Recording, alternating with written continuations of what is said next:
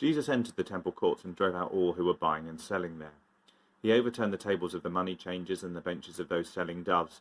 It is written, he said to them, "My house will be called a house of prayer, but you are making it a den of robbers." The blind and the lame came to him at the temple, and he healed them.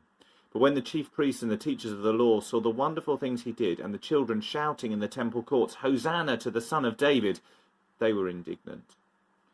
"Do you hear what these children are saying?" they asked him. "Yes," replied Jesus. "Have you never read, 'From the lips of children and infants, you, Lord, have called forth your praise'?" And he left them and went out of the city to Bethany, where he spent the night. This is the first of a little series of thoughts for Holy Week, following Jesus and watching him, listening to him through the last week of his life. Almost immediately after Jesus enters Jerusalem, Palm Sunday, Hosanna and all that, he enters the temple. Reading the story again this year, stuck in the house like the rest of you, it's not surprising that it has made me think a lot about freedom.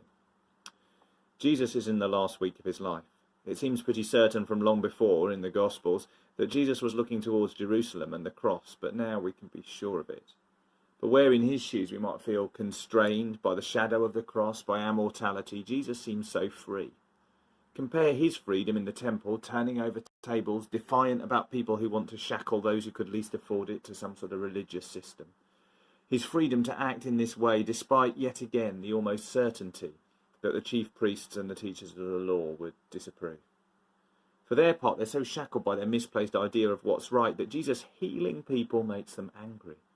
When Jesus does things like that, it's because it's what he sees the Father doing and therefore what he feels encouraged to do. In John 5, he says, "Very truly I tell you, the Son can do nothing by himself. He can only do what he sees his Father doing, because whatever the Father does, the Son also does." Jesus is completely subject to the Father's will, but this somehow makes him completely free. It's probably not surprising then that he finds himself on the same side as the children. They have this tendency, in my experience, to be a lot freer than adults. And so they shout about Jesus in the temple even though they're not supposed to, and their freedom annoys the Pharisees as well. "But it was always like this," Jesus responds, quoting a psalm that must have been read thousands of times in worship at that temple. "From the lips of children and infants, you, Lord, have called forth your praise."